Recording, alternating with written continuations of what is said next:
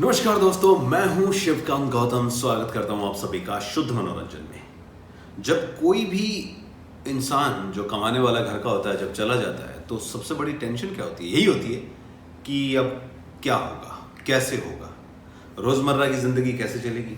और हम फिर अनुमान लगाने लग जाते हैं कि उसके पीछे ये है, उसके पीछे वो है। और हमेशा ये होता रहा है कि इस बंदे ने क्या कमाया। इरफान खान साहब चले गए, उन्होंने जो कमाया वो अब तक लोगों की आंखों से छलक रहा है। वो दर्द, वो प्यार, यही तो कमाया था। बाकी उनकी प्रॉपर्टी क्या है, वो क्या पीछे छोड़ के गए हैं, इसकी जानकारी आपको दे देता हूँ। एक साधारण से परिवार में जन्मे थे साहबजादे इरफान खान। उनके पिता उन्हें कहते थे कि पठानों के घर में ब्राह्मण पैदा हो गया, क्योंकि नॉनवेज नहीं खाते थे, कुर्बानी को भी जायज़ नहीं समझते थे। बहुत बार बहस भी हुई, बहुत सारी चीज़ें उनकी अलग थी। रमज़ान के इस महीने में वो चले गए।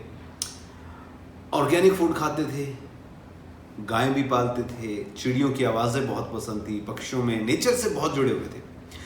उनकी प्रॉपर्टी क्या है? मुंबई के कोकिला बहन हॉस्पिटल में वो अंतिम सांस ली। इरफान खान अपने पीछे सुतापा, 2 बच्चे बाबिल और अयान को छोड़ के गए। इरफान खान के निधन के बाद ये चर्चा जोरों पर थी कि उनकी प्रॉपर्टी कितनी है, कितने पैसे छोड़ गए, क्या है।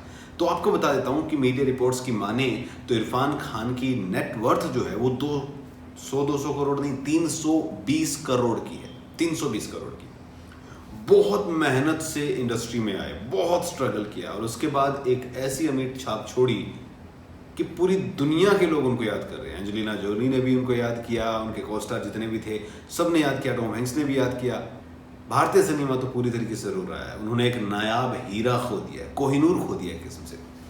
बॉलीवुड के साथ साथ हॉलीवुड फिल्मों में भी काम करते थे, बहुत अच्छे पैसे भी कमाते थे। ऐसा नहीं है कि आर्ट फिल्में करते थे, क्योंकि उनकी हिंदुस्तान में जो फिल्में थी अब कमर्शियली बहुत बड़ी हिट रहने लगी थी। वैसे वो एक फिल्म के 15 करोड़ रुपए लिया करते थे। जी हाँ, मानो या न मानो भैया, 15 करोड़ रुपए पर फिल्म। जी हाँ, इसके साथ साथ जितनी भी ऐड आती थी, जिसका LED लगाओ, घर को चमकदार बना दो, उसके लिए 5 से 7 करोड़ रुपए लेते थे। इतना ही नहीं, बहुत सारी फिल्में जो उनकी होती थी, इंडियन फिल्में, उनमें उनका एक प्रॉफिट का हिस्सा होता था। वो प्रॉफिट शेयरिंग में भी काम करते थे। इसके अलावा Inferno, amazing Spider-Man, Angelina Jolie के साथ भी एक फिल्म उनकी थी, लाइफ ऑफ पाई भी थी, जुरासिक पार्क भी थी। बहुत सारी हॉलीवुड फिल्मों में उन्होंने काम किया जहाँ पर बहुत मोटे पैसे कमाए।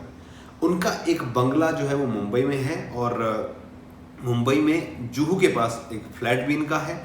तो जो प्रॉपर्टी है इनकी वो बहुत ही खुली हुई है, वहाँ पर जीव जंतु बहुत ज़्यादा हैं। उनको पक्षियों की आवाज़ें बहुत पसंद थी, नेचर में रहना बहुत ज़्यादा पसंद था, नेचुरल चीज़ें होनी चाहिए बस। ऑर्गेनिक खाना खाते थे, मैंने आपको बताया था। इंग्लिश मीडियम की शूट जब चल रही थी राजस्थान में, तो वहाँ पर जो ड्राइवर उनका था, उनके घर से उनका खाना आता था, बिल्कुल घर से ऑर्गेनिक खाना।